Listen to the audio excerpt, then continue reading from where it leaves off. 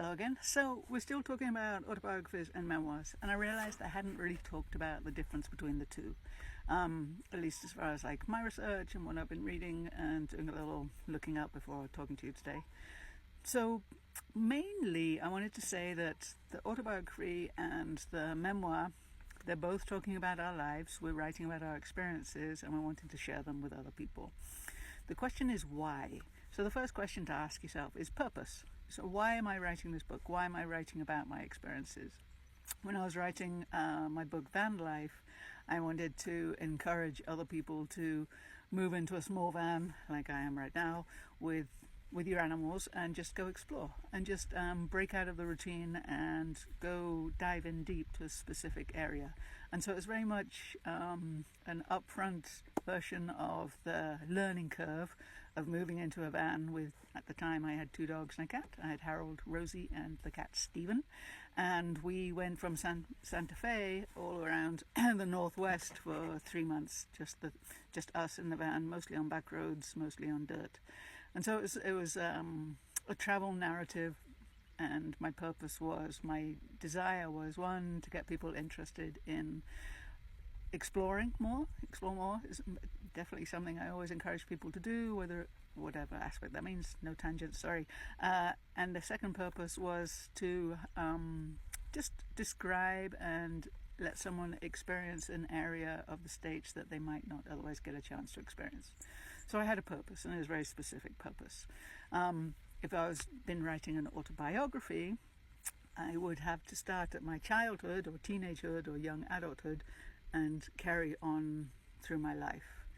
And so they're very different, right? And so you think about your purpose. If I wanted to write around my whole life, it would be a case of what did I do with my life? The facts is very factual. And a memoir is more about how did I experience that life. So that's a very simple way of putting the two. The second thing to think about is scope.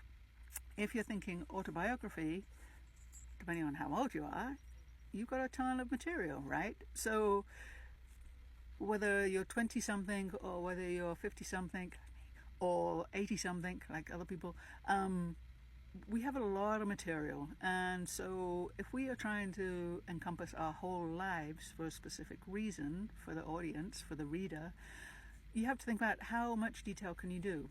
Pretty much they generally end up being, I did this, I went here, I went there, I did this. And so much more factual, a lot less detail, because you're covering a lot more ground. So with a memoir, which I kind of like right now, you can kind of tell, right? A memoir I like is a specific time period or specific focus. And so within that, you can go a lot more immersive into how you did things. It's much more detail-oriented, more sensory-oriented. You can really play with it. With autobiography, we are event-based. It's factual.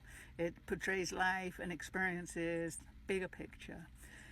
Memoir, intimate, subjective, smaller, microscopic, microfocus. So those, again, differences. Both valid, both completely interesting, and I read both kind of things all the time, to be honest.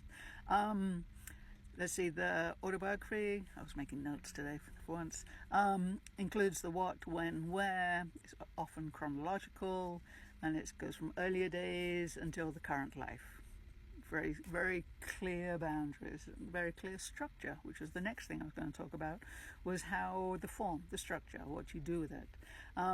Crystal Wilkinson, a mentor, writer, poet that I know, has written a memoir recently, and it's based around recipes and her family stories as they go through the generations, Appalachian food in her family, and their menus and their recipes and the narrative around it. So she had that focus, and that was the form, and that's the structure. So travel stories, travel memoirs, travel biographies or autobiographies can be divided up. Again, autobiographies tend to start from the beginning to now, but you can do like a travel by region, travel by age, travel by focus. You can change the structure and change the structure within your bigger picture. So that, again, there's a clear through line and a narrative. Because you want to have a reason in your mind as to why you're writing this and why you're telling people your stories.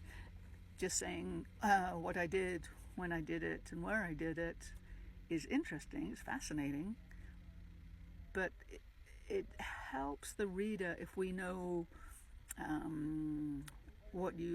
how you felt about things too, the experience. Oh, someone's arrived.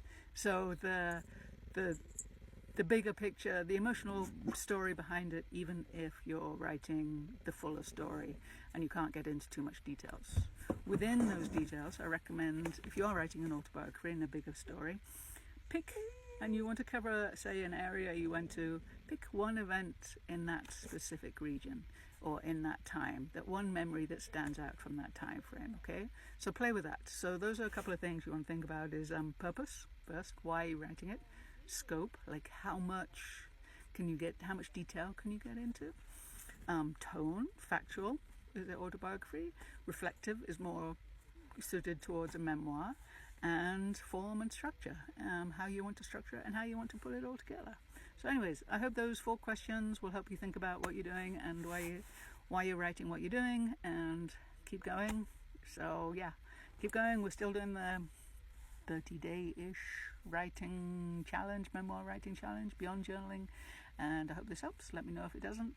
Check out the other videos. They're all got different topics, all right? Anyways, thanks a lot. Talk to you soon. Bye.